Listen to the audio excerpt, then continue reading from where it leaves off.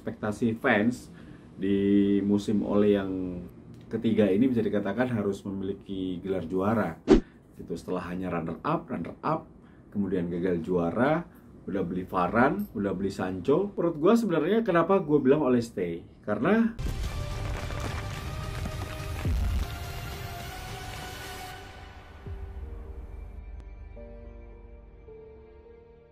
teman-teman, kali ini gue akan membahas mengenai Manchester United. Banyak yang bilang di kolom komen, bahas United dong, Bung Tio lama banget gak bahas United. Oke, kita bahas ya, karena memang ini situasinya lagi menarik. Banyak yang mengatakan, Ole out, Ole out. Ya ampun, baru awal musim gitu. Gue salah satu yang mengatakan Ole stay. Ya, karena apa? Karena gue melihat bahwa ini belum sebuah masalah besar ya. Mungkin memang ekspektasi fans di musim Ole yang ketiga ini bisa dikatakan harus memiliki gelar juara. Itu setelah hanya runner up, kemudian gagal juara, udah beli Varane, udah beli Sancho, udah mengembalikan Lingard. Tentunya musim ini ekspektasinya tinggi. Masalahnya adalah pesaingnya juga sudah berbenah dengan sangat baik. Berbeda dengan musim lalu, memang runner up, tapi kali ini lawan-lawannya sudah berbenah. Apalagi Chelsea sudah berbenah dengan Thomas Tuchel. Kemudian mendatangkan Lukaku meskipun tidak menciptakan banyak gol ya. Tapi kekuatan Chelsea ini menjadi salah satu kekuatan di Liga Inggris.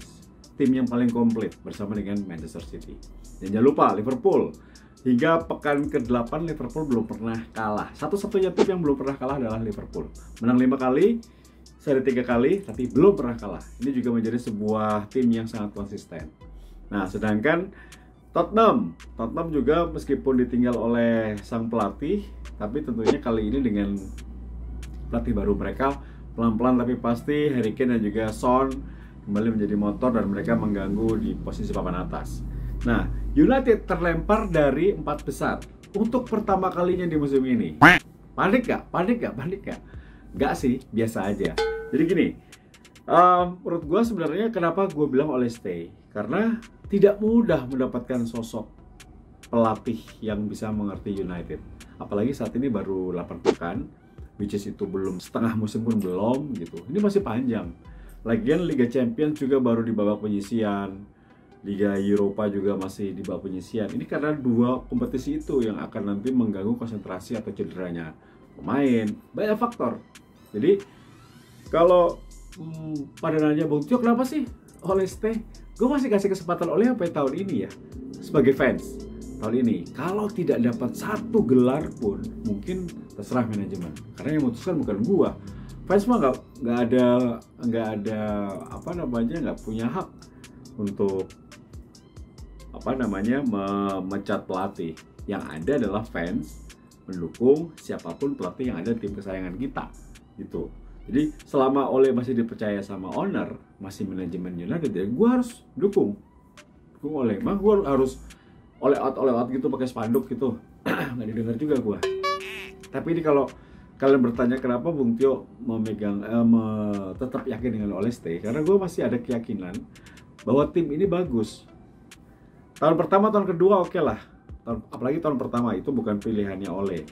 Nah ini tahun ketiga dengan masuknya Jadon Sancho, masuknya Cristiano Ronaldo, kemudian Lingard, Varane, harusnya United sudah bisa bersaing untuk menjadi juara gitu. Nah, kenapa saat ini Chelsea, Liverpool dan juga City lebih stabil? Karena memang mereka tidak banyak berubah susunan pemain, dan khususnya Liverpool dan City ya, mereka tidak banyak berubah susunan pemain, hanya menambah 1-2 pemain. Sedangkan bagi Chelsea, nambah di saat yang tepat dengan pelatih yang juga bagus. Nah, apakah Ole memang di bawah pelatih-pelatih itu? Iya, jelas. Ole di bawah Thomas Tuchel, iya. Di bawah Klopp, iya. Di bawah Pep, iya. Masalahnya kan sepak bola bukan hanya pelatih gitu. Pemain di lapangan yang akan menentukan. Nah, gue lihat musim ini banyak pemain United yang flop. Either itu kecapean, either cedera, ini bergantian. Bahkan pemain yang dibeli di awal musim juga saat ini cedera, Rafael Varane. Untuk Jadon Sancho, gue tuh salah satu yang tidak setuju guys. Jadi gue dari awal nih ngapain sih beli pemain ini? Udah mahal, terus jarang dipasang pula. Nah, Kemudian juga faktor Cristiano Ronaldo. Nih gue pakai baju Ronaldo nih guys. Gue pakai baju Ronaldo. Ya, gue pakai baju Ronaldo nih. Ini baju yang berkesan buat gue. Ronaldo memang sudah bukan Ronaldo yang dulu. Tujuan dia hadir di Old Trafford adalah untuk bisa memberi support. Ibaratnya bukan hanya gol, tapi juga menjadi mentor bagi para pemain muda. Nah, Ole kesalahannya adalah selalu memasang Cristiano Ronaldo, sehingga permainan United atau kolektivitas tim itu tidak terlihat. Karena gue lihat semua pemain respect sama Ronaldo, hingga ketika di lapangan itu harus opernya ke dia terus gitu. Ini menjadi buah si malakama juga untuk Ole Gunnar Solskjaer. Maksud gue, mungkin kasarnya gini, Ronaldo jangan dipasang terus di semua pertandingan karena masih ada Cavani. Rashford sudah kembali lagi, jadi banyak pilihan. Mungkin di partai-partai penting, kalaupun main digantilah, jangan main full. Toh dia sudah tidak bisa seperti Ronaldo yang dulu yang bisa berlari 90 menit. Tapi kehadiran dia itu yang harusnya lebih mahal. Ini sebenarnya cuma penempatan pemain aja. Apakah Ole berani nggak menggantikan seorang superstar seperti Ronaldo? Itu emang di kenyataannya ketika di Real Madrid dan Juventus dirinya memang tak tergantikan. Sampai umur 36 pelatih segan mau ganti dia, tapi ini kan buat tim. Nah, sudah belajar nih dari 8 pertandingan United hanya menang 2 loh guys. Hanya menang 2 dari 8 pertandingan terakhir. Bahkan kalah 4 kali. Ini sebuah hal yang sangat-sangat lampu kuning lah ya menurut gua. Jadi makanya banyak yang bilang Ole out. Memang fans United banyak yang instan kali ya. Kalau fans tua kayak gua atau beberapa teman gua tuh mungkin melihat ke belakang gitu. Kalau dulu, ya sebenarnya sih nggak boleh begini, tapi ini gua melihat dulu Sir Alex aja butuh 8 tahun untuk bisa mendapatkan gelar. Terus bagaimana Arsene Wenger yang juga tidak mudah awal musim di Arsenal. Bahkan kali ini kalau melihat kok itu Thomas Tuchel bisa, tidak semua pelatih langsung bisa in. Kasus Thomas Tuchel itu spesial buat gua. Jadi nggak bisa dibandingkan apple to apple dengan United ganti pelatih akan bagus, ganti Zidane masuk akan bagus, Conte masuk akan belum tentu juga. Jadi Ole membawa United dari keterpurukan menjadi United yang solid saat ini. Hanya saja memang belum dapatkan gelar. Makanya dari awal musim gue bilang posisi Ole saat ini terancam kalau tidak dapat gelar, karena dia sudah mendatangkan Cristiano Ronaldo, karena dia sudah mendatangkan Rafael Varane, dia sudah mengembalikan Jesse Lingard, dan ekspektasi fans sangat besar untuk menjadi juara. Bahkan banyak pemain yang tidak mau pindah seperti Martial karena ingin merasakan gelar juara bersama dengan Cristiano Ronaldo meskipun sulit. Nah, kembali masalahnya apa? Selain masalah ketidakberanian Ole untuk membangun cadangan Cristiano Ronaldo, gue juga melihat lini belakang bobrok. Oh no. Jadi Harry Maguire, Lindelof sama aja gitu. Dan Varane yang diharapkan untuk menambal di posisi itu juga tidak bisa bermain full. Datang dengan kondisi cedera, bermain berapa match cedera lagi sekarang. Jadi memang sulit.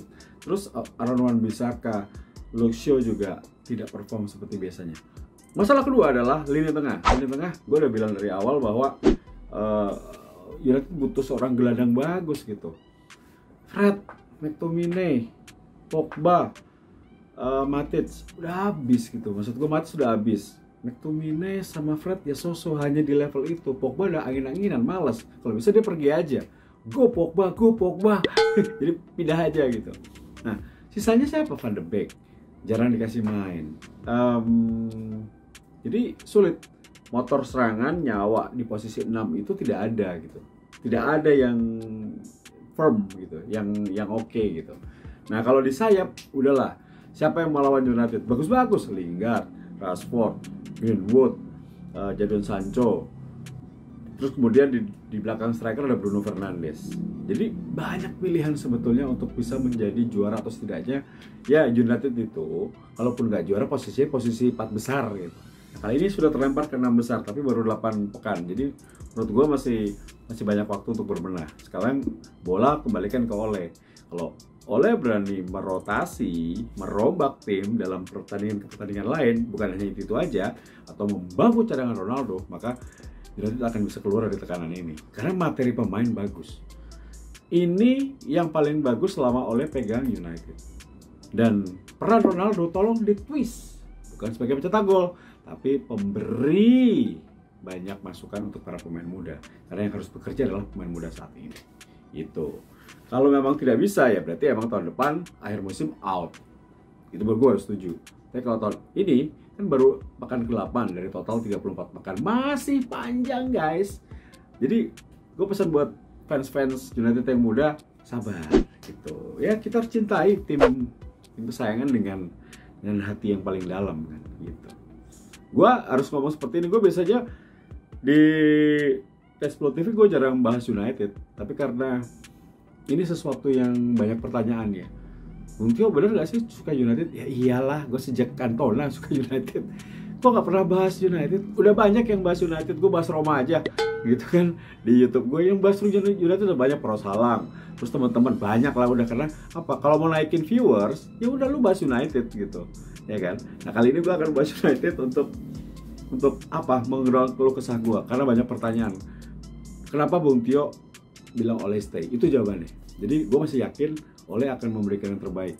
Sebagai legenda, sebagai pemain yang memang memberikan segalanya untuk United, hanya keberuntungannya belum datang aja. Sabar, kita akan melihat sampai akhir musim. Kalau nggak juara atau nggak dapet piala, Ole itu. Jadi masih banyak pelatih yang mungkin akan lebih pantas untuk megang United. Buktikan Ole, gue di belakang lo. Oke, gitu ya. Sampai ketemu di konten berikutnya. Glory, glory, Man United. Tio Nugroho sign out. Bye.